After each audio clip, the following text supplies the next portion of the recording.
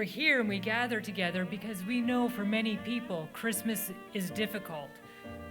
People are mourning the loss of a loved one, loss of employment, families are separated. My name is Dan, and perhaps like you, this Christmas season brings on a new sensitivity of celebration. When suffering and heartache come knocking at your door,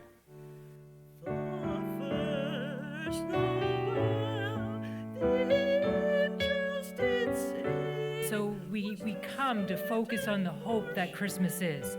There is hope even in the midst of the difficulties and the challenges. And our prayer is that this evening will truly be that, a time of hope for each one of you.